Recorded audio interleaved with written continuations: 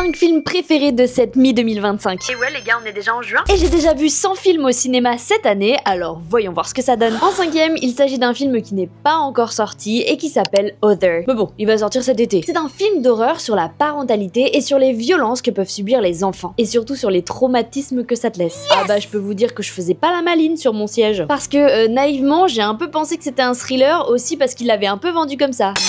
En 4ème, l'attachement. J'ai été vraiment très émue par cette histoire. Et pourtant, à la base, j'y attendais rien du tout. La prestation du petit garçon, elle est folle. Ça retranscrit de manière assez réaliste la détresse d'une famille qui vient de s'écrouler. Et comment l'attachement de quelqu'un d'extérieur peut guérir. Il y a aussi un sous-texte féministe assez fort dans le film, porté par une séquence en monologue, sur le risque que les femmes ont, que les hommes n'ont pas. Et ça m'a particulièrement pris au trip. En 3ème, lire Lolita à Téhéran. Ouais, on est encore sur des films super fun, mais pourtant bien nécessaires. Je ne connaissais pas cette histoire, mais c'est vrai qu'elle nous met en garde. Parce que quand on voit l'histoire de l'Iran, on se dit qu'absolument personne n'est à l'abri. Il y a 2 scènes en particulier qui m'ont glacée. La première, c'est une sorte de flashback où on voit comment les femmes étaient beaucoup plus libres avant, et aussi une séquence où le personnage principal est contraint de mettre le voile obligatoire pour la première fois. Et où vraiment le contraste entre mais hier vous en avez rien à faire et aujourd'hui il faut absolument que je le mette, et bah il est fou, c'est fou comme moment. En 2ème, et là ça y est on arrive avec les films un peu plus fun, c'est Mickey 17. Vraiment j'ai adoré, c'est du pur divertissement. Je me l'étais vraiment prise en pleine face et franchement c'était très qualitatif comme blockbuster. Vous pouvez ne pas être d'accord, hein, c'est ok, du moment que vous êtes dans le respect. Sinon votre avis ne m'intéresse pas plus que la pluie en hiver. Et enfin, en premier, c'est un film que vous pouvez découvrir actuellement au cinéma, hein, parce qu'il est encore en salle, c'est Life of Chuck. C'est le genre de film qui m'a pris au trip, qui m'a fait ressentir tellement d'émotions complexes. Moi je suis pas très forte pour ressentir des émotions devant les films, hein. Ceux qui savent,